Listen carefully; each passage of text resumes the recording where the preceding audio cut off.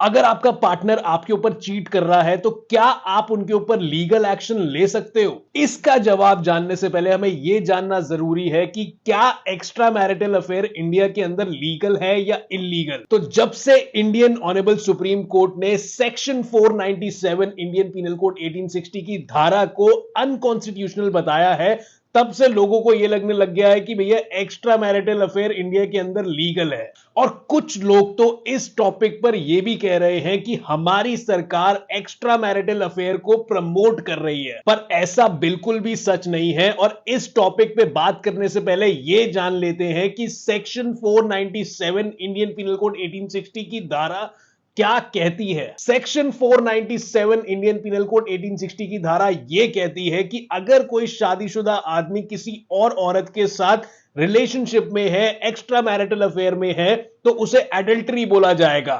और अगर उसकी बीवी ने उसके खिलाफ कंप्लेन कर दी under section 497 Indian penal code 1860, उस व्यक्ति को 7 साल तक की जेल भी हो सकती है। तो अब हम ये जानते हैं कि धारा 497 क्या कहती है, लेकिन अब हम ये देखेंगे कि कोर्ट ने इसको हटाया क्यों। कुछ हाई कोर्ट्स इस धारा से खुश नहीं थे, तो उन्होंने ऑनरेबल सुप्रीम कोर्ट से डिमांड करी, और डिमांड करने के बाद सुप्रीम कोर्ट ने 5 जजेस की काउंसिल बनाई जो कि इस केस पर जजमेंट देगी। इस केस की स्टडी करने के बाद जजेस ने कहा कि ये जो धारा है वो बहुत सारे फंडामेंटल राइट्स को फॉलो नहीं करती, जैसे कि right to equality and discrimination on the basis of gender, जिसकी वजह से सेक्शन 497 की धारा को हटा दिया गया था। जजेस का यह भी कहना था कि जो ये धारा है वो मेल और फीमेल में भेदभाव करती है, क्योंकि ऐसे केसेस में सिर्फ आदमियों को ही सजा मिलती थी, और जो उनके साथ दूसरी औरत होती थी जिनके साथ उन्होंने कंसेंट से रिलेशनशिप बनाया, उनको एज अ विक्टिम ट्रीट करा जाता था कोर्ट में। ऑनरेबल सुप्रीम कोर्ट के डिसीजन के बाद कुछ लोगों ने कहा कि अगर यह धारा right to equality and discrimination के बेसिस पर हटाई जा रही है तो इसकी बजाय कोई जेंडर न्यूट्रल लॉ बना दीजिए। बट उस टाइम के चीफ जस्टिस का यह भी कहना था कि लोगों की प्राइवेट लाइफ को कोर्ट के अंदर जज करना भी उनका राइट टू प्रिवेसी, जो कि उनका फंडामेंटल राइट है, उन्हें इन्फ्रिंज करना है।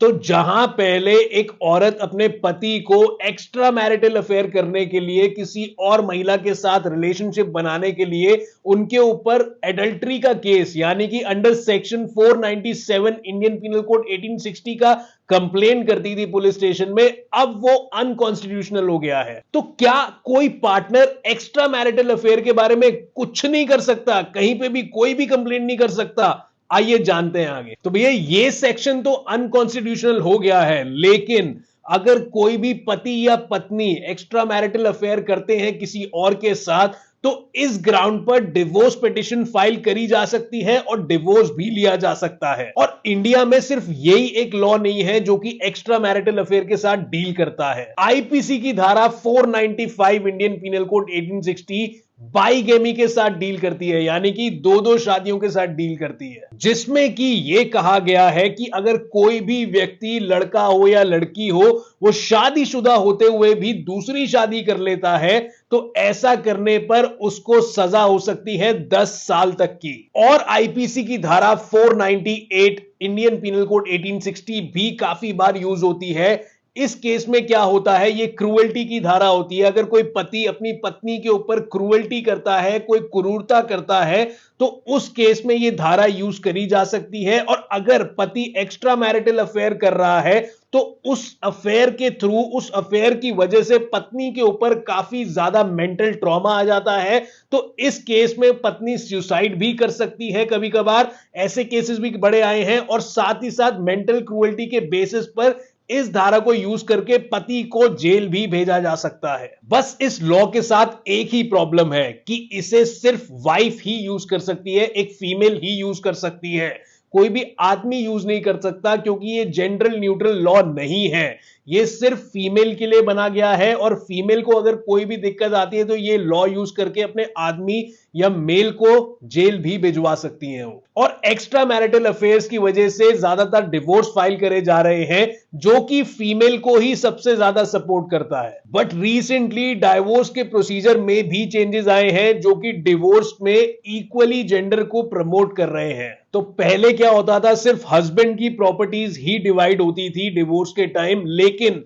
अब ऐसा हो गया है कि जो भी जॉइंट प्रॉपर्टीज हैं वो सारे फेयर और जस्टिस तरीके से ही डिवाइड होगी दोनों के बीच में, हस्बैंड और वाइफ में। और इन चेंजेस को लोगों ने बहुत ही अच्छे तरीके से एक्सेप्ट किया, क्योंकि कोर्ट के अंदर एक हस्बैंड को, एक वाइफ को, यानी कि एक मेल और फीमेल को इक्वली ट्रीट किया जाएगा। तो जो क्वेश्चन हमने पहले रेस किया था कि आपका पार्टनर अगर आपके साथ चीटिंग कर रहा है, एक्स्ट्रा मैरिटल अफेयर में है, तो आप उन्हें लीगली कोई भी क्रिमिनल चार्जेस नहीं लगा सकते उनके ऊपर। लेकिन अगर आप कोई फीमेल है तो आपकी जो मेंटल हेल्थ अफेक्ट हुई है इस एक्स्ट्रा मैरिटल अफेयर से आपके पति द्वारा, तो आप उन्हें कोर्ट में लेकर जा सकते हैं under section 498 Indian penal code 1860। और अगर आपके हस्बैंड ने आपको बिना बताए दूसरी शादी कर ली है तो उस केस में भी आप अपने हस्बैंड को जेल की हवा दिलवा सकते हैं। इसके अलावा उनके खिलाफ आप कोई भी लीगल एक्शन नहीं ले सकते एक्सेप्ट डिवोर्स। तो आप अपनी भी राय दीजिए, अपनी भी बात रखिए, नीचे कमेंट बॉक्स में कमेंट करके जरूर बताइएगा कि इंडियन सोसाइटीज में ऑनरेबल सुप्रीम कोर्ट के इस डिसीजन का क्या इंपैक्ट पड़ सकता है। अपना वकील खुद बनिए और ऐसी ही इंफॉर्मेटिव वीडियोस के लिए आप मेरा YouTube channel Ashish Dawar the legal Baba को जल्दी से सब्सक्राइब कर लीजिए, क्योंकि ऐसी इंफॉर्मेटिव वीडियोस मैं आप लोगों के लिए लाता रहूंगा। Thank you.